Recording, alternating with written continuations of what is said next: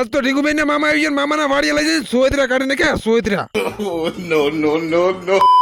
હા મસ્ત મજાની ખબર પડી કે નહીં તો ત્યાં તો નાઈ ગઈ સીધા વાડીએ જામફળી કટિંગ કરવા. હા એટલે ભાઈ આમાં હું કંટાળું છું, આજ છેલ્લો દિવસ.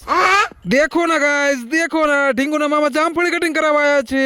અલ્યા લે પણ મહેમાન ના વખાણ કર્યા નથી થતા, મહેમાન તો ભાઈ ગયા. અલ્યા ના ના નાસ્તો લેવા જાય. જય હો જિંદાબાદ.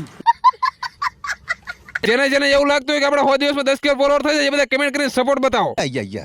અને પછી પાછા જામફળીના બેસા કટિંગ કરીને ઠાકી રહ્યો એટલે પાછો પોરો તો ખાવો પડે ને. અને પછી અમે બધા બેસી ગયા નાસ્તો ગળસવા. નહીં નમો નથી બાપુ કોઈ દી. ફાઇનલી 3 દિવસ એક તારી જામફળી કાપીને આજ જામફળીનું કામકાજ પૂરું.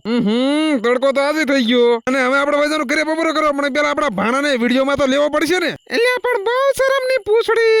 આરી હમણાં કાઈ કહેવાય જાય. પછી ગાડી લેવાની પટકી મારીને આવી જાય ઘરે, આયા તો નકરી મીટિંગ જ હાલતી હોય. અરે તારી જાતની સ્વીટુડી, એમાં મેં ક્યાં તારું કઈક લઈ લીધું.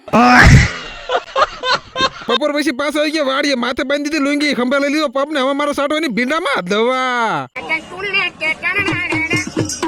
અબે સાલે પછી ભીંડામાં દવા હાડવાનું કામ થઈ ગયું કમ્પ્લીટ. એક વાર ચાલુ કર્યું, એક વાર બંધ કર્યું, હારો ફિલ્ટર સાફ કરી નાખ્યું. હા જે મિત્રો આપણને 100 દિવસના ચેલેન્જમાં સપોર્ટ કરતા હોય ને બધા કમેન્ટ કરી વાળજો. હા પછી નવરા એક ટમેટો ઝાપટી લીધું, પી લીધું પાણી, પછી ખાટ લઈને હુઈ ગયો ને આજનો વ્લોગ અહીંયા જ પૂરો.